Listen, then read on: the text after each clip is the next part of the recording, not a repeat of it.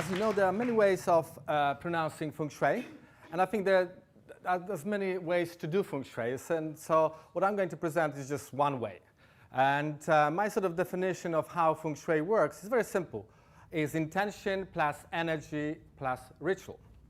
And so just talking about intention, but really the key aspect, obviously most people are aware of energy, qi, and so on, but intention is the key because that's the starting point. If you don't have an intention, it doesn't matter what you're going to do, yes?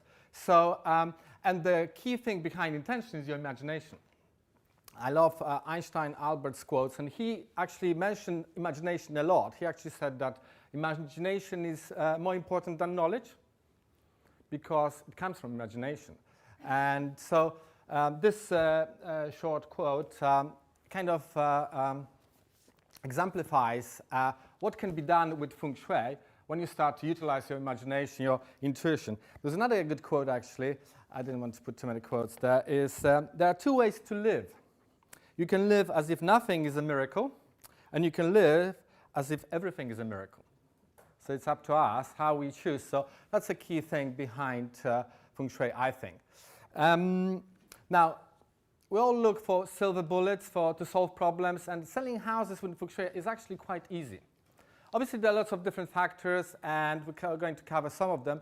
But the examples I'm going to give you were just one or two things people did, and the property sold very quickly.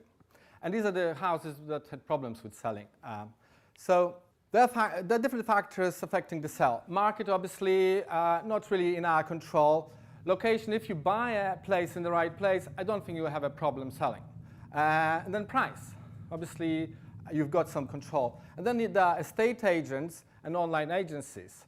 So these are sort of things that we might control, might not control, but there are Feng Shui things that are within our power to control. And over the last, I don't know, I've been doing it for too long now, over the last 20 odd years, I've looked at probably 10,000 houses, and I don't know how many I helped to sell. There are 3 or 4 things that stand out that make a difference when people try to sell a place. One of them is geopathic stress. If you've got geopathic stress, difficult to sell a place. Because even if people don't know about geopathic stress, they walked into a place and they feel uneasy because we all pick it up. We're all sensitive to geopathic stress. So sort out geopathic stress. The next thing is ghosts. How many people believe in ghosts? Okay, so for people who don't believe in ghosts or they're skeptical about the whole subject, you understand what I'm talking about 5 minutes after you die. And if you don't want to wait that long,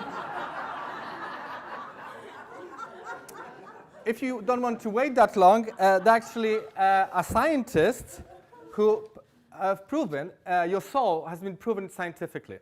There's a Russian scientist called Dr. Korotkov. If you go and Google him, I think his website is korotkov.org. A long time ago, he's proven, because he actually looked at people process of dying, how they die, and he's proven that we all have a soul, scientifically proven. A lot of the conventional science hasn't noticed, So, Rachel was talking about, places have souls and so on, but we have a soul. That's why we seek places that have a soul. Yeah? So, and if there are ghosts, and my definition of ghost is somebody who died but kind of got stuck. Yeah, people don't like that word. They use entities or spirits, but I like the sort of old-fashioned word.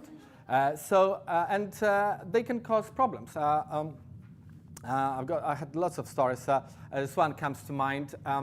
It was a long time ago, and actually there are 2 people in this audience who were participating in this sale. So I got this call, and there was a house on sale in Blackheath in London, and it was on sale for a year, and nobody actually came to look at it. And they were changing estate agents. They were paying about £4,000 per advert in big sort of, because it was about £2 million house. Big sort of adverts in a major magazine, nobody called. So finally we got there, and the first thing I noticed was there was 8 ghosts. And basically what they were saying is that when we're here, nobody moves in. Okay? So I thought, well, that's quite easy. So I've got my team of kind of invisible helpers, but also I've got a physical team.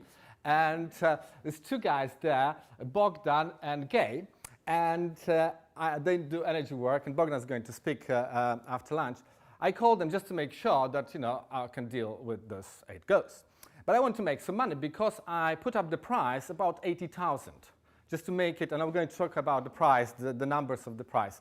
So I was kind of justified to ask that if I help to sell this place in a month, which is reasonable because it wasn't selling for years now, I ask for £8,000 because £1,000 for each ghost. So that was so we set a meeting on Friday, and on Thursday, and I was going to come and we write a contract that within a month, if it sells, they give me £8,000. Good deal. And then I called Gay and Bert and said, like, once I have the contract, we'll do the work and we'll split the profit. Good. So on Wednesday, they phoned and they cancelled the meeting. They said, sorry, but something has come up. Can we move it to Friday? Which was fine with me. And I know that sometimes when you work with ghosts, they kind of cause trouble. So I kind of expected it, but I didn't take notice. I should have. On Thursday evening, they phoned and they cancelled the whole thing because they sold the house on Thursday. And I said, how do you sell? Somebody walked from the street, and there was no sign, and bought the house like this. I said, well, that's strange. So I called this guy, said, have you done any clearing? I said, no, we're waiting for your call. And then I checked, we all cleared it subconsciously before we even showed up. So the moment you have the intention, it starts to work immediately. So they were not nice. People didn't give me £8,000 because I didn't have the contract. So, but I've got some 8 ghosts there that are quite happy now. So probably that will sort of work out nice. So, so that's that. Big part of working with this is the owners. Big part. And especially attachment to the property. If people are attached to the property, they will do all kinds of things to not to sell it. Good example. And FAD is fear, uncertainty, and doubt. You need to deal with those 3 aspects. You need to clear any fear, any uncertainty, any doubt. There was this lady, and her house was on the market for about 4 years. Now, that's a long time. Beautiful house, nothing wrong Feng Shui-wise. It was in Winslow Green. And basically, she was downsizing. She, children moved out, traditional, normal sort of point of sale. And she wanted to get a new place. But she couldn't sell the place. She was sabotaging every sale. I don't know how she was doing, but it wasn't selling. So I told her 3 things to do. The first thing I said is to bake a cake, a favorite cake. That would change the energy. Yeah. And the next thing, we sat down literally for 15 minutes and clarified where she's going to move, what sort of new house she's going to buy. Yeah. And the third thing was we sort out the price. It sold next day. So tell me, which bid was a critical bid? Finding a new place. She didn't know where she was going. She was really completely clueless about where she's going. So we just sort out the same area, smaller house, the same kind of position, so she felt comfortable. That thing, next day she sold it immediately. So just that aspect.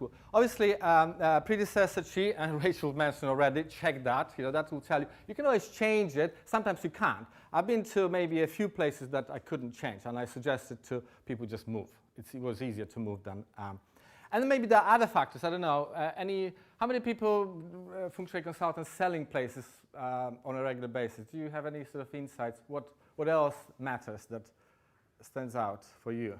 One thing. The entrance. The entrance, yeah. Owners getting divorced and blocking each other. The corners, yeah. Yes, no, owners. Owners, yeah, blocking. In divorce. Oh, divorce, yeah. So again, yeah. People getting fixed on a new place where they have to have a certain amount of money to move in, and then they won't negotiate on the sale. And Yeah. that can be an interesting one. Anybody else?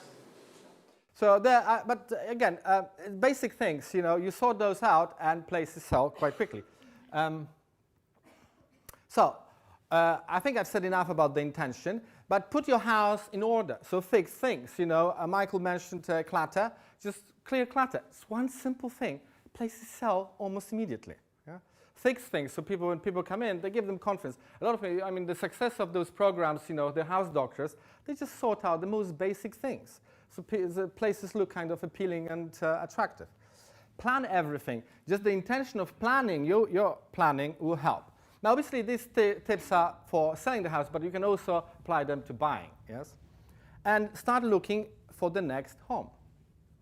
And don't tell everyone about it.